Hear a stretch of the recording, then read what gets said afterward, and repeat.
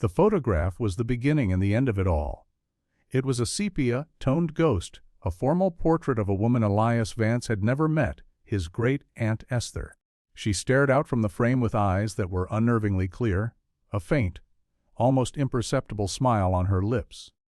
It was a smile that didn't suggest happiness, but a profound and settled certainty, the kind of expression one sees on the faces of martyrs or saints. Below the photograph, a faded copperplate inscription read Esther Vance, Havenwood Hollow 1973. Before the stillness, 50 years. For 50 years the story of Havenwood Hollow had been a festering wound in the strange, dark annals of American mysteries. It wasn't a tale of a lone madman or a simple, tragic accident. It was a story of collective evaporation. On the moonless night of October 12, 1973, Reverend Jeremiah Blackwood, the charismatic, silver-tongued leader of the Congregation of the Still Water, led his entire flock, 136 men, women, and children, down to the shores of Mirror Lake for a midnight baptism. They walked into the water. None of them ever walked out. There were no bodies. The official investigation, a frantic, sprawling affair that drew national attention for a few fevered months, found nothing. The lake was dragged, sonared, and plumbed to its abyssal depths. The surrounding forests were scarred by hundreds of volunteers. The conclusion was as baffling as it was unsatisfying. 137 people had simply vanished from the face of the earth. The FBI files, which Elias had spent a year petitioning to unseal, ended with a shrug. Theories ranged from a meticulously planned mass suicide with a chemical agent that dissolved the bodies, to a covert exodus to South America, to whispers of something far older and less terrestrial. The case went cold, leaving behind only a question mark the size of a town. Elias Vance was a journalist, but he preferred the term narrative archaeologist. He didn't chase breaking news, he exhumed dead stories, stories that had been buried by time and disbelief. The mystery of Havenwood Hollow was his magnum opus, his Everest. It was more than a story, it was a legacy. The woman in the photograph was his grandfather's sister, a name only whispered in hushed, pained tones during his childhood. She had sent one final, cryptic letter home a week before she disappeared, filled with ecstatic prose about finding a doorway out of the noise and being washed clean of the world's stain. For Elias, this wasn't just about solving the puzzle of 137 lost souls. It was about understanding the smile on his great-aunt's face. The drive into Havenwood Hollow was like driving into the past. The town, nestled deep in a forgotten valley and ringed by ancient, silent mountains, had been preserved in amber since 1973, not by a historical society, but by a collective unspoken pact of grief and fear. The population had been halved overnight, but the town refused to acknowledge the amputation.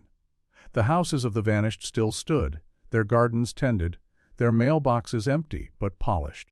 They were called the Gardens of the Gone, maintained by the handful of remaining families who had not been part of Blackwood's congregation. It was a town-sized memorial, a place that held its breath, waiting for an exhale that never came. Elias parked his well-worn sedan in front of a small, clapboard building that served as the town's general store, post office, and unofficial community center. The air was heavy and still, smelling of pine needles and damp earth and something else, the faint, cloying sweetness of decay. As he stepped out, he felt the weight of eyes on him, the few people on the street, an old man sweeping a porch, a woman watering flowers in one of the immaculate gardens, stopped what they were doing and simply stared. He was an outsider, an intruder into their private, 50-year vigil. The store's interior was dim, smelling of dust and old paper. A hulking man with a formidable gray beard and wary, suspicious eyes stood behind the counter, cleaning a shotgun with a slow, deliberate rhythm that was both meditative and menacing. A tarnished brass plaque on the counter identified him as Sheriff Brody. "Can I help you?" Brody's voice was a low rumble, like rocks grinding together. It wasn't a question, it was a challenge. Elias Vance. "I'm a writer," Elias said, offering a hand that was pointedly ignored. "I'm here to do a historical piece on the events of 1973. Brody set the shotgun down, the clack of metal on wood echoing in the silent store. "Historical piece. That's what they all call it. You press folks come sniffing around every decade or so, like vultures checking if the corpse has rotted enough yet. There's no story here, Mr. Vance. Just a hole where a lot of good people used to be. I'm not looking to sensationalize, Elias said, keeping his voice level. My great-aunt was one of them, Esther Vance. The sheriff's expression flickered for a fraction of a second. A hint of something, pity, perhaps, or shared loss, softened his hard gaze before the shutters came down again. Esther, I remember her. Quiet girl. Got swept up in Jeremiah's promises like all the rest. He sighed, a gust of wary air. Look, son. There's nothing to find. We looked. The feds looked. The whole world looked. They're gone. End of story. The best thing you can do is drive back out of this valley and let the dead rest. With all due respect, Sheriff, they're not dead. They're missing? Elias countered gently. There's a difference. Not in this town. There isn't, Brody muttered, turning back to his shotgun. The conversation was over. Elias spent the next 2 days exploring the Hollow, a ghost in a town of ghosts. He walked through the gardens of the Gone, peering into the windows of the preserved houses. He saw dining tables set for meals that were never eaten, spectacles resting on open books, children's toys left in the middle of a living room floor.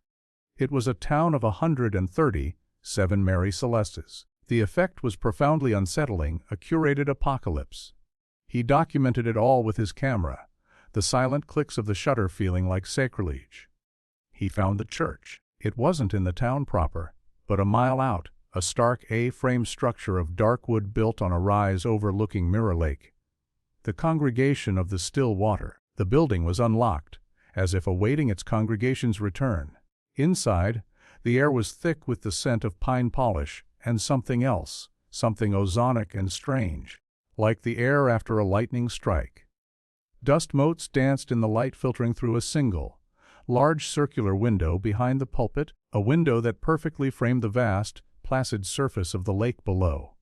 The pews were simple, hand-carved benches. At the pulpit stood a lectern made from a single, massive piece of driftwood, polished smooth by water and time. On it lay Jeremiah Blackwood's Bible. Elias opened it with trembling hands. It was filled with annotations, the margins choked with Blackwood's dense, spidery script. But he wasn't just annotating scripture. He was arguing with it, correcting it. Genesis is a flawed memory, one note read. The void was not formless. It was perfect, still, silent. God did not create light out of darkness. He shattered a perfect silence with the vulgarity of light. The stain of creation. Our sin is not disobedience, it is existence itself, the cacophony of being.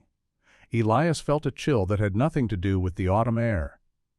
This was the theology of a nihilist, a cosmic pessimist who saw life as a disease. He spent hours in that church, poring over the Bible and a stack of sermons left on a nearby table.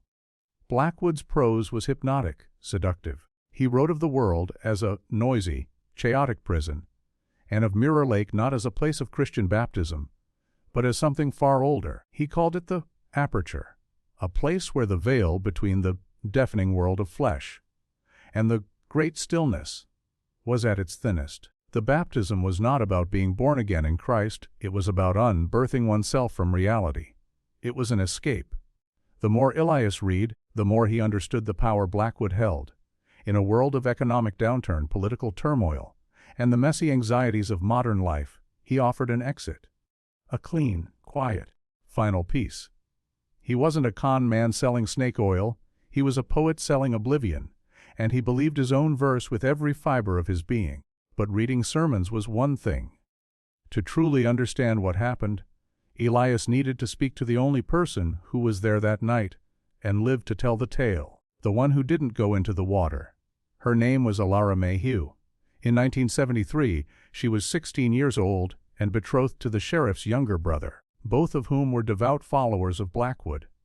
On the night of the baptism, a sudden, violent fever had kept her home. It was a sickness that saved her life, but condemned her to a 50-year purgatory. The town treated her with a mixture of pity and superstitious dread. She was the one who was left behind, a living reminder of the void. Sheriff Brody was vehemently against the idea. Leave her be, he'd growled when Elias had asked. "She's been through enough. She doesn't need you picking at her scars." But Elias was persistent. He used his great-aunt's name, framing it as a search for family closure. Finally, after a long, tense negotiation, Brody relented, on one condition: he would be present for the entire interview. Ellara Mayhew lived in the same small house she'd grown up in, on the very edge of town, closest to the lake. The garden was a riot of wildflowers, a stark contrast to the severe, manicured lawns of the gardens of the Gone. It was the only yard in Havenwood Hollow that felt truly alive. Brody led Elias onto the porch, his heavy presence a silent warning. He knocked gently. "Ellara, it's Samuel. I have that writer with me. The one I told you about." The door opened a crack. The woman who peered out was a bird-like creature, her small frame lost in a heavy cardigan, her face a delicate roadmap of wrinkles. But her eyes were the same as the ones Elias had seen in every other resident of Havenwood Hollow, ancient, wary, and filled with a sorrow so deep it seemed to have weight. She looked at Elias, her gaze sharp and intelligent, and then nodded, opening the door wider. The house was filled with books and wind chimes. It smelled of herbal tea and beeswax. It was a space that actively fought against the oppressive silence of the town. Ellara sat in a rocking chair by a window overlooking the lake, a plaid blanket across her knees. Brody stood by the door, a stone sentinel. "Thank you for seeing me, Ms. Mayhew." Elias began, setting up his small audio recorder on a table. "Sheriff Brody says your aunt was Esther," she said, her voice a soft, papery whisper. "I remember her. She had such kind eyes. She used to read poetry to the little ones. You knew her well." "We all knew each other well," Ellara said, a faint, sad smile touching her lips. "We were a family. Jeremiah, he made us that. Before him this town was just a collection of lonely people. He gave us a purpose, a warmth." "What was that purpose?" Elias asked gently. "Get clean," she whispered, her gaze drifting to the window, to the vast, dark mirror of the lake. "He taught us that the world outside this valley was sick. It was loud and angry and selfish. A fever of the soul, he called it. He said we were all stained by it, just by being born. And the lake was the cure. It was older than the mountains, he said. It was a piece of the world before God made it noisy." For the next hour, Ellara spoke. Her voice, fragile at first, grew stronger as she dredged up the memories. She painted a vivid picture of Jeremiah Blackwood, not as the monster history had made him, but as a savior. He was handsome, eloquent, and his eyes seemed to see right into the secret, lonely corners of your heart. He healed ancient town feuds. He found work for the unemployed. He gave the young hope and the old peace. He made them feel special, chosen. "We all loved him," she said, her voice cracking. "I loved him. My David loved him. We would have followed him anywhere." "And you did," Elias said, his own voice hushed. "To the lake." Ellara fell silent. The only sound was the gentle creak of her rocking chair and the distant, mournful cry of a loon from across the water. Brody shifted his weight by the door, his discomfort a palpable presence. "Tell me about that night, Ellara," Elias urged, leaning forward. "What do you remember?" She pulled the blanket tighter around herself, her knuckles white. "The fever came on me in the afternoon. My mother refused to let me go. I wept. I begged. It was to be the greatest night of our lives. The final cleansing. David, my David, he kissed my forehead. He said he would step into the stillness for both of us, and that when I was well, I could join them. He said it wouldn't be long." Her eyes glistened with unshaded tears, 50 years old. "The procession started after the moon set. I watched from this window. It was beautiful. Terrifyingly beautiful. They all were white. Every single one of them. They carried no lanterns, no torches. The path was lit by something else. A soft, phosphorescent glow that seemed to come from Jeremiah himself. He walked at the head of the line, his arms outstretched, as if embracing the darkness." She paused, her breathing shallow. "They didn't speak. They didn't sing hymns. They just hummed. A single low, resonant note that vibrated in the glass of the window. It felt like the whole valley was humming with them." Elias felt the hairs on his arms stand up. "What happened when they reached the water?" Alara's gaze was fixed on the memory, her eyes wide with a terror that time had not diminished. Jeremiah didn't stop at the shore. He walked right into the lake, the water parting before him as if it were greeting an old friend. He walked until the water was at his waist, and then he turned to face them. He raised his hands, and the humming stopped, and a new sound began. What sound? Elias breathed. It came from the lake, she whispered, her body trembling. It wasn't Jeremiah. It was an answer. A song, but not a song made of notes. It was a song made of silence. A melody of pure, perfect nothing. It was the most beautiful and the most horrifying sound I have ever heard. It promised an end to all pain, all fear, all thought. It promised peace, the kind of peace a stone feels. She was sobbing now, quiet, choked sounds. Brody took a step forward, his hand resting on her shoulder. "That's enough, Alara." "No," she said, shaking her head. "He needs to know. Everyone needs to know what they write in their books is wrong." She looked directly at Elias, her eyes burning with a terrible, secret knowledge. They lined up on the shore. Your Aunt Esther was near the front. She was smiling, that same smile I see in your eyes.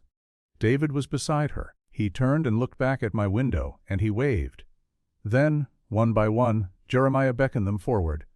He didn't immerse them like a normal baptism. He simply placed his hand on their forehead, and they lay down in the water. They didn't struggle. They just floated for a moment, their faces serene, and then they dissolved, like sugar and tea. They became part of the water, part of the song. Elias felt sick. The image was surreal, impossible. They dissolved. 136 times, she said, her voice hollow. I watched them all go. David was one of the last. He looked so peaceful. Finally, it was just Jeremiah standing alone in the water. The song from the lake was deafening in its silence now. It was calling for him, the final note. She took a ragged breath, her story reaching its impossible climax. "And this is what I have never told anyone, Mr. Vance. Not the sheriff, not the FBI, not a soul, because they would have locked me away. But you have your aunt's eyes. You might understand." She leaned forward, her whisper so faint Elias had to lean in to hear it over the frantic beating of his own heart. "Everyone asks who led them into the lake. They think it was Jeremiah. They're wrong." Her eyes were wide, seeing not him, but the vision from 50 years ago. When the last of his congregation was gone, Jeremiah Blackwood, the man who held us all in the palm of his hand, looked down into the black water, and his face was filled with a terror I cannot describe. He fell to his knees, his shoulders shaking. He wasn't a prophet in that moment. He was a terrified child who had knocked on a door and summoned something he could not control. He screamed, one single, wordless cry of utter despair, and then he too lay down in the water and was gone. The song stopped.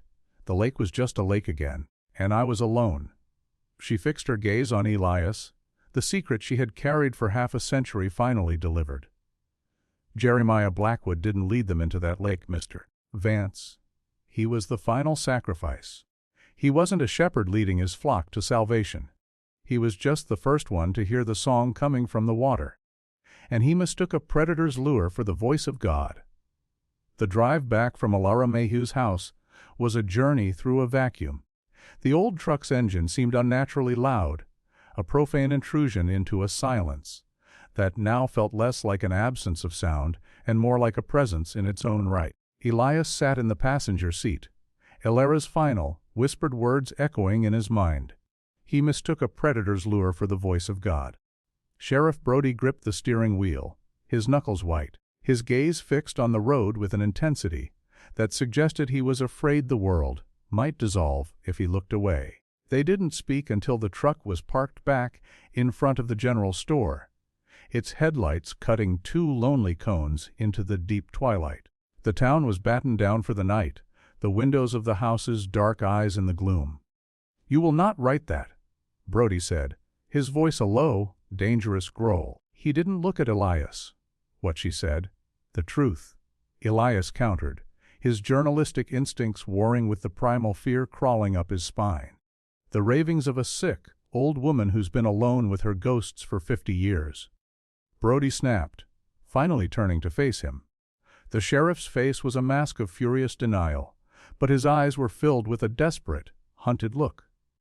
"You print that, and you paint a target on her back. You make this town a circus for every gull and conspiracy nut from here to kingdom come. I won't have it. I gave you access to her as a courtesy to your family name. Don't make me regret it." "She deserved to tell someone," Elias said quietly. "She's been carrying that alone for half a century." "And now you're carrying it," Brody said, his voice dropping. "So, what are you going to do with it, Mr. Vance? Write your sensational story, win your awards, and leave us to pick up the pieces? Or are you going to be a decent human being, pack your car, and drive away?" Elias looked past the sheriff, towards the dark outline of the mountains that cradled the valley. Driving away was the sane option, the logical one. He had the story of a lifetime, a first-hand account that rewrote one of America's greatest mysteries. He could go home, write the book, and become famous. But he knew, with a certainty that chilled him to the bone, that the story wasn't over. Elara's revelation hadn't been an ending, it had been the turning of a key in a lock. What she described, people dissolving a song made of silence, a terrified prophet, wasn't a psychological phenomenon. It was an event. A physical, tangible event that defied all known laws. "I'm not leaving," Elias said, his voice firm. "Not yet." She didn't describe a mass hallucination. She described a process. Something happened to them. And if it happened once, it can be understood. It might even happen again. Brody stared at him for a long moment, then let out a short, bitter laugh. "You sound just like him, Jeremiah." He was always trying to understand it too. "Look where it got him. Look where it got my brother." He got out of the truck and slammed the door, the sound echoing down the empty street. "The diner's closed. I've got some canned stew in the back if you're hungry. But if you're staying, you're on your own. Don't come knocking on my door for help when the shadows start talking back." Elias spent a sleepless night in the small, musty room above the store that Brody rented out. He listened to the profound, unsettling silence of Havenwood Hollow, a silence that felt active, watchful. He replayed Elara's words, trying to fit them into a rational framework, but they shattered every box he tried to put them in. He dreamt of a vast, black lake under a starless sky, and a low, resonant hum that promised to unmake him, to smooth out the messy folds of his consciousness into a perfect, featureless plane. He awoke with a gasp, the hum still vibrating in his ears. The next morning he had a new plan. If the phenomenon was physical, then the evidence had to be physical. He would stop investigating the people and start investigating the place. His target, Mirror Lake. He drove out to the abandoned church, the morning mist clinging to the valley floor. Inside, the building felt different now, charged with a new and terrifying context. The circular window was no longer a frame for a beautiful view, it was the unblinking eye of a predator. He ignored the pulpit and the Bible and went straight to the church's small back office. It was a simple room, containing a desk, a filing cabinet, and shelves of records. He wasn't looking for sermons now. He was looking for science. Blackwood, for all his poetic theology, had been a methodical man. The filing cabinet contained meticulously kept records of the congregation, tithes, and town events. But in the bottom drawer, tucked beneath a stack of old newsletters, Elias found a thin folder labeled Geological Survey, H.H. Valley. Inside were maps, water table charts, and mineralogical reports from the 1960s, before Blackwood had even arrived. Someone had been studying this valley long before the congregation of the still water. The reports noted the unusual depth of Mirror Lake and the unique, resonant properties of the quartz, rich granite that formed the valley walls. One sentence was underlined in red ink: subsonic resonance recorded at 7H emanating from the lake's deepest point, origin unknown. Anomaly requires further study. The so-called fear frequency, a vibration that couldn't be heard but could be felt, often reported to induce feelings of anxiety, dread, and seeing shadowy figures at the edge of one's vision. It was a frequency produced by natural phenomena like earthquakes and volcanoes, but there was no seismic activity in this placid valley. Armed with this new piece of the puzzle, Elias went down to the water's edge. The lake was preternaturally still, its surface a flawless black mirror reflecting the gray sky. It was beautiful, but it was the beauty of a venomous flower. He had brought empty water bottles with him, a ludicrously simple tool for an impossible investigation. He waded a few feet into the shockingly cold water and filled them, sealing them tight. He took samples from the shore, and then, using a weighted line, he managed to get a sample from about 20 feet out. He labeled them carefully. He was no scientist, but he had a cousin who was a biologist at a state university. He would overnight the samples to her, no questions asked, just a request for a full spectrum analysis. As he worked, he felt it again, the watching sensation. He looked up at the town, a collection of quiet houses nestled in the trees. He saw curtains twitch, faces vanish from windows.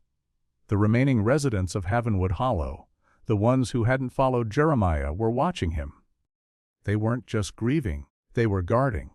They were the keepers of the silence, and he was a discordant note. Days passed.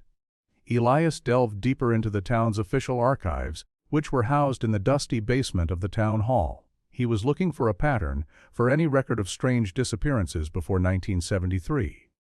At first, he found nothing. The records were sparse, simple chronicles of births, deaths, and marriages. But then he found a box of old sheriff's logs, dating back to the 1920s. He started cross-referencing names from the logs with the town census records. A disturbing picture began to emerge. Every 7 to 10 years, someone would vanish. It was never a group, always a single person. A trapper who supposedly got lost in the woods in 1928. A teenage girl who ran away from home in 1935. A melancholic poet who was said to have drowned himself in 1946, though his body was never found. A visiting geologist in 1962 whose car was found by the lake, his notes and equipment gone. Each disappearance was treated as an isolated, tragic incident. But when laid out on a timeline, it was a clear, cyclical pattern of predation. The entity in the lake didn't just wake up in 1973. It had been feeding, taking solitary appetizers, for decades. Jeremiah Blackwood hadn't discovered a new god, he'd simply figured out how to offer it a feast. He took his findings to Sheriff Brody. He laid the old, yellowed reports out on the counter of the general store, a constellation of forgotten tragedies. "This has been happening for a long time, Sheriff." The town just never connected the dots. Or maybe it didn't want to. Brody stared at the papers, his face pale. He picked up one report, the one from 1954. A troubled young man, prone to long, solitary walks by the lake, reported missing by his family. The young man's name was Daniel Brody, the sheriff's older brother, who he'd told Elias had died of influenza as a child. A lie to cover a wound too deep to acknowledge. Elias slid one last piece of evidence across the counter. It was a small, tarnished silver object in a plastic bag. "I found this with a metal detector near the old pier. The one that washed away in the storm of '55. It was a belt buckle, engraved with the initials DB. The sheriff sank onto a stool, the shotgun he was cleaning forgotten. The hard mask he wore, the one he'd maintained for 50 years, finally shattered. He looked up at Elias, his eyes full of a pain that was raw and terrifying to behold. "We knew," he whispered, his voice thick with unsheathed grief. "Not in a way we ever said out loud. But we knew. People who spent too much time by the water, they'd get a look in their eyes. The still-water gaze, my father called it. They'd get quiet. They'd stop talking, start humming to themselves. Then one day they'd just be gone. It was a tax. The price of living in this beautiful, quiet valley.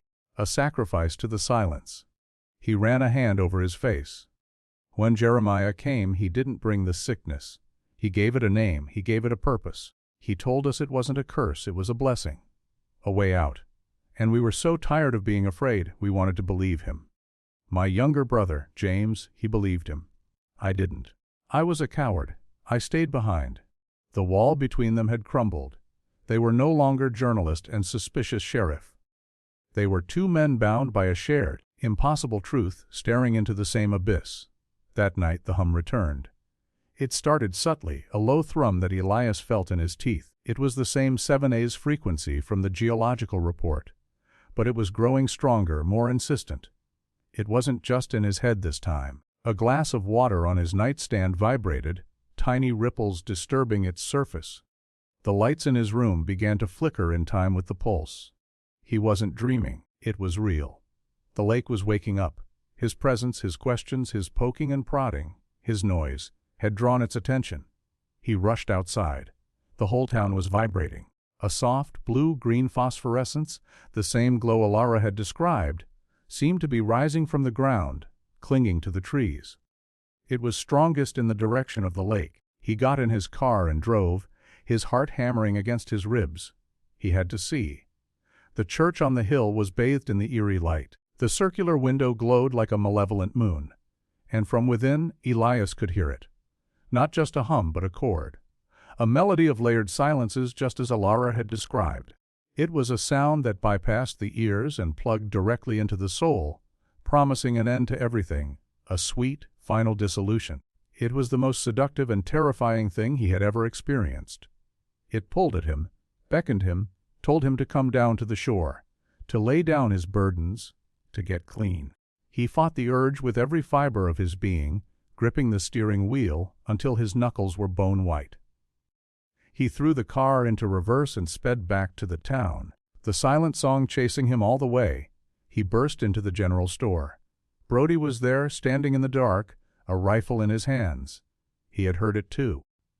"It's never been this strong," Brody said, his voice strained. "Not since that night. Eat knows we're looking." Elias gasped, leaning against the doorframe. "It's active." Just then, the phone rang. The shrill, piercing sound was a violent assault on the humming silence. Both men jumped. It was a landline, the only one in the store. Brody snatched it up. Sheriff Brody. He listened, his face growing pale. It was Elias's cousin, the biologist. She was frantic. "I got your package," she said, her voice tinny and fast over the line. "Elias, what the hell did you send me? We ran the full panel. The water from the shore is normal lake water. But the other sample, the one from the deeper part of the lake, Elias, it's not water." "What do you mean, it's not water?" Elias demanded, taking the phone from Brody. "I mean it has the chemical signature H2O, but that's where the similarities end. It's inert. Biologically, chemically inert. Nothing lives in it. Not bacteria, not microbes, nothing. We tried introducing a culture, and it died instantly. We tried mixing it with other compounds, and it refuses to bond. It's like it's from another set of physical laws. It doesn't break things down, it makes them. It reverts them to their base components on a quantum level. The only thing I can compare it to is a universal solvent. But it doesn't dissolve. It erases." There was a pause. "And there's something else. There's a low-frequency resonance embedded in its molecular structure. It's not emitting it. The vibration is a fundamental property of the liquid itself." "Where did you get this?" Elias looked at Brody, his face a mask of horror. "The lake isn't a gateway," he said, the terrible truth falling into place. "It's the entity itself. We're not living next to a monster. We're living inside it." Before his cousin could reply, the lights in the store went out, and the phone line went dead. They were plunged into darkness. The only light the faint, pulsing, blue-green glow from outside. The humming intensified, the silent song swelling in their minds, no longer a whisper but a command. "Come, be still. Be clean." They were trapped. The entity was awake, and it was surrounding them. "Jeremiah," Brody croaked, his voice barely audible over the psychic din. He must have kept research. Notes? Something more than what was in the church. A place he worked, his real workshop. "Where?" Elias shouted, fighting to think through the seductive pull of the silence. "His house. It's one of the gardens of the Gone." But he was a paranoid man. He wouldn't have kept it in the open. Brody's eyes lit with a sudden, desperate memory. The cellar. People said he spent hours down there, said he was digging, extending it. They had a goal, a last, desperate chance. They had to get to Blackwood's house, to his hidden sanctum, and find whatever he had learned in his final, terrified days. They had to find a way to fight a monster made of water and silence. They grabbed flashlights and ran out into the humming, glowing night. Two mortal men running towards the heart of the storm, praying they'd find an answer before the all-consuming silence washed them away forever. They ran through the empty streets of Havenwood Hollow, a town that was no longer holding its breath, but was finally, terrifyingly, beginning to sing. Running through the pulsing, phosphorescent streets of Havenwood Hollow was like running through the dream of a dying god. The silent song was everywhere, a physical pressure that sought to unspool the tightly wound threads of consciousness. It wasn't a hostile force. It was something far more terrifying. It was a loving, welcoming, all-consuming apathy. It promised an end to the struggle of being, a gentle release into the placid, thoughtless peace of non-existence. Elias felt his own memories begin to fray at the edges, the face of his great Aunt Esther blurring with the serene, smiling faces he'd seen in his dreams. He had to actively fight to remember his own name, to hold on to the jagged, painful edges of his identity. Beside him, Sheriff Brody was a bastion of pure, stubborn refusal. He ran with his head down, his face a mask of grim determination, muttering the names of his family under his breath like a mantra against the void. Daniel. James. My father, Thomas. My mother, Sarah. He was anchoring himself with grief, using the sharp pain of loss as a shield against the sweet poison of the song. Reverend Blackwood's house was in the center of town, a modest two-story home no different from the others in the gardens of the Gone. But tonight, it was the epicenter of the pulsing glow. The light emanated from its windows and seemed to seep from the very foundation, turning the manicured lawn a sickly, ethereal green. The front door was unlocked, as they all were. Inside, the house was a perfect time capsule from 1973. A half-finished cup of tea sat on a small table, a thin film of 50-year-old mold on its surface. A copy of Kierkegaard lay open on a chair. But the humming silence was deafening here, a palpable force that made the air feel thick as water. The cellar. Brody grunted, leading the way to a door off the kitchen. The steps down were steep and narrow, leading to a small stone-walled cellar used for storing preserves and wine. Shelves lined the walls, filled with dusty jars of peaches and beans, a grotesque parody of domesticity against the cosmic horror unfolding around them. But one wall was different. It was made of newer brickwork, crudely mortared. A small, iron door was set into it, a door that looked far older than the rest of the house. It was sealed with a heavy, rusted padlock. "This is it," Elias said, his voice sounding flat and distant, the words difficult to form. The song was stronger here, closer to its source. Brody didn't waste time. He raised his rifle and, with a deafening roar that was momentarily more powerful than the silent hum, he blew the lock apart. The sound was a glorious, violent violation of the stillness, and for a second, the pressure in Elias's mind receded. He felt a flash of anger from the silence, the indignation of a flawless symphony, interrupted by a screech of feedback. They pulled the iron door open, revealing a dark tunnel-like passage extending into the earth. The air that flowed out was ancient and cold and carried a strange, metallic scent like ozone and wet rock. And the hum was a physical, vibrating roar. He didn't just extend the cellar, Elias breathed, shining his flashlight down the tunnel. He dug down. He followed the sound to its source. They plunged into the tunnel. It was a rough-hewn passage, clearly dug by hand, the walls shored up with thick, dark timbers. It sloped steeply downwards, spiraling into the earth directly beneath the town.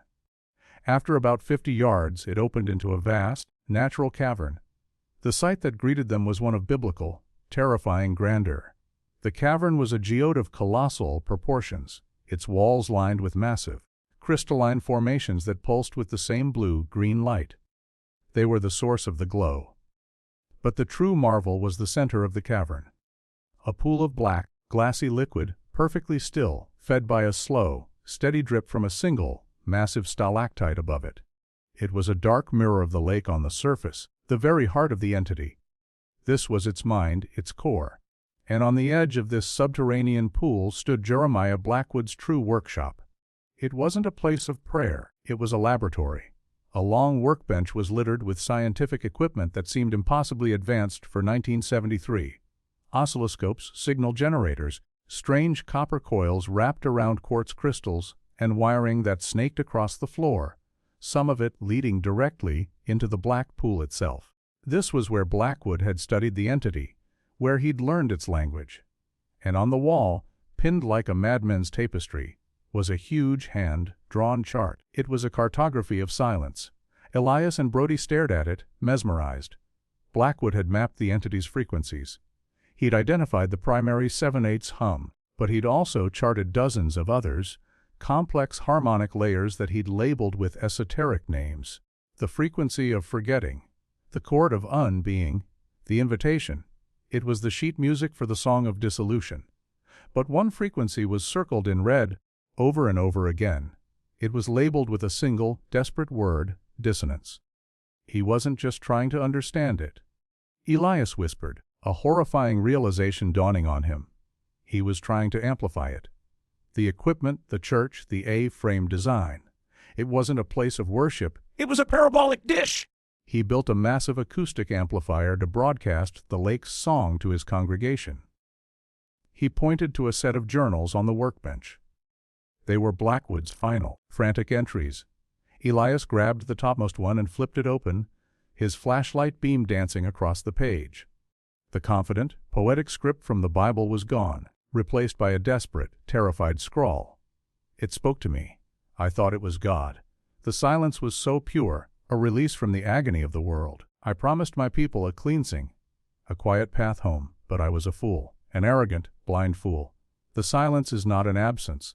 It is a presence. It doesn't cleanse, it consumes. It doesn't want worship. It wants assimilation. It is a consciousness of pure, undifferentiated being, and it sees our individuality, our memories, our love, our pain as a vulgar stain upon its perfect stillness, a stain it must erase. The final entry was dated October 12, 1973. The amplification is complete. The song is strong enough now. It will take them all tonight. They will go willingly, happily, into the quiet. They will thank me as they dissolve, and then it will take me. But I see the truth now in these final hours. This is not salvation. This is ingestion. It has grown strong on the lonely souls it has plucked over the decades, but this feast, this will give it the power to expand. It will not stop with the valley. It will spill out, a tide of quiet that will wash the whole noisy world clean. I have doomed everything. My only hope is the dissonance. I have found a counter-frequency, a flaw in its perfect harmony, a sound it cannot process, a chord of pure, chaotic, painful noise, a prayer made of screaming. But I have no way to generate it with enough power. I have built a cathedral for a monster, and I have forgotten how to shout. The Brody looked from the journal to the pool of black liquid, his face etched with dawning horror. It's not just waking up, it's hatching. This feast tonight, it's not for us, it's for what comes next. As if on cue, the black pool in the center of the cavern began to ripple. The slow drip from the stalactite above quickened, then became a steady stream. The pool was filling, rising. The humming silence in their minds intensified to a piercing, unbearable pitch. The silent song became a deafening, final command: be calm, Nano. The dissonance, Elias yelled, his voice a pathetic croak against the psychic storm. It's the only way. We have to create a sound it can't process. How? Brody roared back, clutching his head. Bang two rocks together. Elias's frantic gaze swept across the cavern, across Blackwood's equipment, and then up, towards the town above. An idea, born of sheer, suicidal desperation, exploded in his mind. The town, he screamed, grabbing Brody's arm. The town is the instrument. It's been soaking in this energy for a century. All the houses, the power lines, the metal pipes, it's all a resonant circuit. We can't out-power the silence, but we can hijack its own amplifier. He pointed to Blackwood's chart on the wall. The dissonance frequency had a number next to it, and below that, a diagram of what looked like a simple electrical circuit. Brody, your store, the fuse box! The town's main power grid runs through it! And your shotgun. What gauge is it? 12 gauge, Brody said, his eyes wide with confusion. The shells, what's inside them? Elias demanded. Lead shot. Pellets. Lid. Elias cried, a wild, triumphant light in his eyes. A soft, dense metal. It's a terrible conductor. It will create resistance, feedback, a chaotic electrical short. Blackwood couldn't find a way to generate the sound, but he left us the equation. He ripped the chart off the wall. The plan was insane, a shot in the absolute dark, but it was the only one they had. We have to get back to the store. We're going to overload the entire town's power grid. We're going to feed a signal of pure electrical chaos back into the earth, right into this cavern. We're going to turn Havenwood Hollow itself into a scream. The journey back up the tunnel was a nightmare.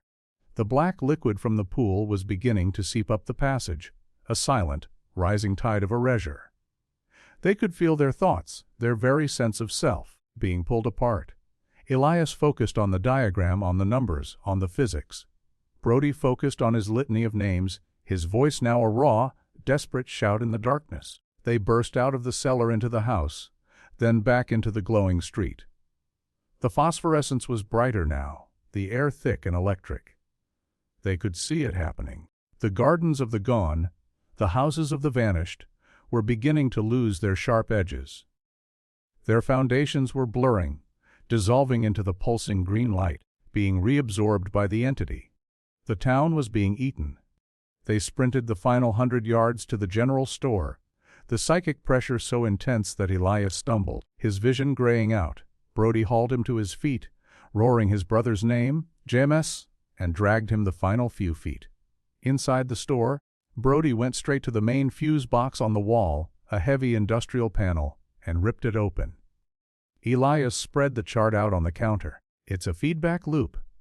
Elias shouted over the mental roar.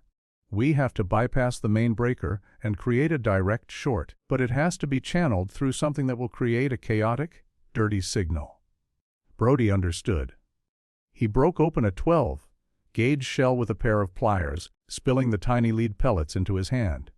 He worked with a desperate speed, jamming the main power lines into the fuse slots, bypassing the safety mechanisms.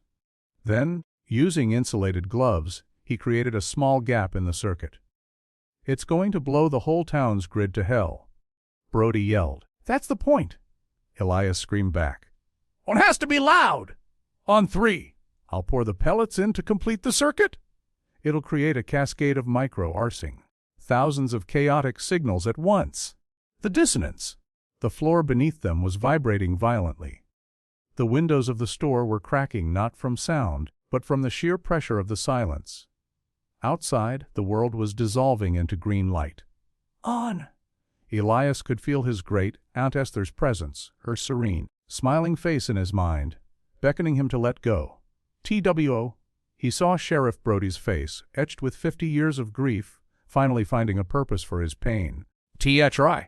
Elias poured the lead shot into the gap. For a heart-stopping second, nothing happened. Then, with a sound like a dragon being strangled, the fuse box erupted in a shower of brilliant, white, hot sparks. A wave of pure, chaotic energy, a tidal wave of noise, blasted outwards from the store. It wasn't a sound that could be heard with the ears. It was a shriek on every level of being. Every light in the town exploded. Every piece of metal screamed with a tortured, electrical whine. The entire valley became a single, massive feedback loop, a prayer of pure, unadulterated static. The effect on the silent song was immediate and catastrophic. The beautiful, seductive hum shattered into a billion discordant shards. The psychic pressure vanished, replaced by a feeling of immense, agonizing pain. The pain of the entity. The perfect, silent consciousness was being ripped apart by a sound it could not comprehend, the sound of pure, meaningless chaos. The blue-green light outside flickered, wavered, and then was violently sucked back into the earth, as if a plug had been pulled in the center of the valley. The dissolving houses snapped back into focus. The world regained its sharp, painful edges. And then silence. But it was a different silence, a real one, an empty one, the silence of a thing that was well and truly dead. Elias and Brody collapsed to the floor of the darkened store, gasping for air, their minds their own again. The only light was the faint, pre-dawn gray beginning to filter through the windows. Slowly, painfully, they got to their feet and went outside. The town of Havenwood Hollow was still there. The houses were dark and powerless, but they were solid. The air was clean, smelling only of pine and wet earth. They walked down the street, towards the lake. The surface of Mirror Lake was no longer a flawless black mirror. It was just water. A faint mist rose from it, And for the first time since he'd arrived, Elias could see ripples on its surface, stirred by a gentle morning breeze. It was alive again in the most normal, mundane way. They stood on the shore, two exhausted men who had stared into the void and screamed back. They had not brought back the 137 souls. They had not undone the tragedy, but they had saved the world. They had closed the door. What now? Elias asked, his voice raw. Brody looked out at the water, at the town, at the mountains. His face was no longer hard, no longer grieving. It was just quiet. Now, he said, his voice imbued with a strange new peace. We start cleaning up. We open the windows. We let the air in. He turned to Elias, a faint, genuine smile touching his lips for the first time. Maybe we even fix the lights. The story of Havenwood Hollow had a new ending. It was no longer a question mark. It was an exclamation point, a scream of defiance in the face of an all-consuming silence, a testament to the fact that sometimes the most powerful prayer is not one of quiet reverence, but one of loud, chaotic, stubborn, and beautifully imperfect noise.